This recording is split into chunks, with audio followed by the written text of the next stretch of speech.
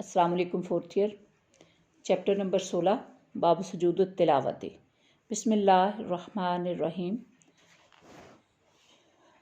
ये वो बाब है जिसमें कुरान पाक में जब हम आयात सजदा को तिलावत करते हैं तो बताया गया कि किन किन सूरह मुबारका में कौन कौन सी आयात जो हैं जहाँ पर सजदा जो है वो वाजिब हो जाता है। बिस्मिल्लाहिर्रहमानिर्रहीम। फिल कुरान में अरबाती अशरा 14 सजदातिन सजते हैं। फ़ी आखिरी आराफ़ी सूरह आराफ के आखिर में, व फिर रादी सूरह राद में, व फिर नाहली और सूरह नाहल में, व फ़ी बनी इसराइला और सूरह बनी इसराइल में, व मरियमा सूरह मरियम में, वल ऊला और शुरू में, फ़िल हज्जी सूरह हज के आगाज़ में, वल फ़ुरक़ानी और सूरह फ़ुरक़ान में, व नमली सूरह नमल में, व अलिफ लाम मीम तनज़ील और सूरह अलिफ लाम मीम तनज़ील में, व स्वाद और सूरह स्वाद में, व हामीम सजदती और हामीम सजदा में, व नजमी और सूरह नजम में, वल इंशिकाकी और सूरह इंशिकाक में, वल अलकी और सूरह अलक में। यानी ये 14 मकामात ऐसे हैं जहाँ पर अल्लाह ताला ने इंसान को हुक्म दिया है कि जब वो इनको पढ़े तो फिर उसके मुताबिक जो है वो सजदा करे। इन 14 मकामात पर तमाम जो मसालिक के आइमा और फ़ुक़हा हैं सबका इत्तफ़ाक़ है, और सिर्फ हनफ़ा और शाफ़े के इख्तिलाफ़ नहीं बल्कि सूरह हज के आखिरी सजदे पर सिर्फ थोड़ा सा इख्तिलाफ़ है उनका।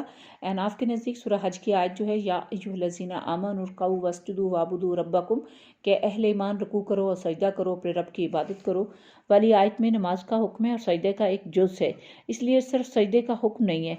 और एक और जगह अल्लाह ताला ने फरमाया इज़ा तुतला अलैहिम आयातुर रहमानी खर्रू व सुज्जदम व बुकियन, कि जब इन पर रहमान की आयात पढ़ी जाती हैं तो वो सजदा करते हुए और रोते हुए गिर पड़ते हैं। इसलिए यहाँ भी सजदा तिलावत यहाँ वाजिब नहीं, जबकि शवाफ़ी के नज़दीक इमाम शाफ़ी जो हैं उनके नज़दीक यहाँ पर सजदा का लफ्ज़ मौजूद है, इसलिए सजदा वाजिब है। इस तरह सूरह बकरा की आयत जो है वर्काउ मार राकिन में नमाज का हुक्म है ना कि सजदे का। इस तरह इस मकाम पर भी हनफी मफ़िका के मुताबिक सजदा वाजिब नहीं, जबकि इमाम शाफ़ी रहमतुल्लाह अलैह के नज़दीक वाजिब है। ये उनके यहाँ जो इख्तिलाफ़ पाया जाता है। वसजूदु और सजदा वाजिबुन वाजिब है, फ़ी हाज़िल मवाज़े इन जगहों पर, अला ताली जो ऊपर तिलावत की गई है, जो मैंने अभी आपको 14 सूरतों के नाम बताए हैं उनमें। वसामी और सुनने वाला सवाउन बराबर है, कसदा कि उसने इरादा किया, सिमाउल कुरानी कुरान को सुनने का, और या लम नहीं यकसदू इरादा किया, यानी इसमें सुनने वाला पढ़ने वाला उसी तरह अगर पढ़ रहा है और सुनने वाला ने इरादा किया है या नहीं किया, दोनों सूरतों में उस पर सजदे का उस पर वाजिब है कि वो सजदा करे। इमाम मालिक और इमाम शाफ़ी रहमतुल्लाह अलैह, इमाम अहमद बिन हम्बल उनके नज़दीक सजदा तिलावत सुन्नत है, जबकि इमाम अबू हनीफ़ा रहमतुल्लाह अलैह के नज़दीक ये वाजिब है।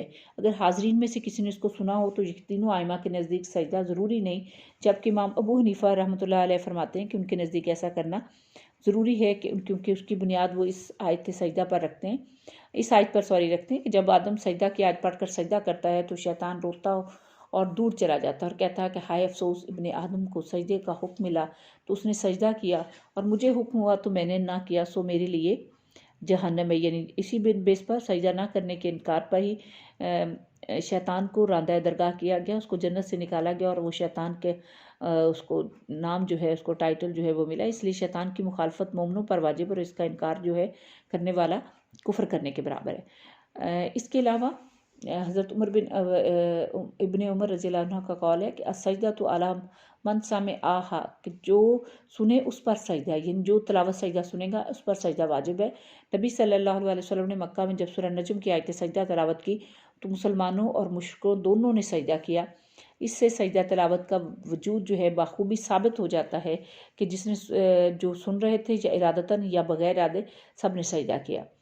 और अगर फ़र्ज़ नमाज के बाद अलावा आयत सजदा सुने और फौरी तौर पर सजदा ना कर सके तो सजदा उसके लिए ये भी हुक्म है कि बाद में भी कर सकता है, या जानबूझकर उसमें ताख़ीर करना मुनासिब नहीं है। लेकिन फ़र्ज़ नमाज का सजदा नमाज में ही फौरी वाजिब है।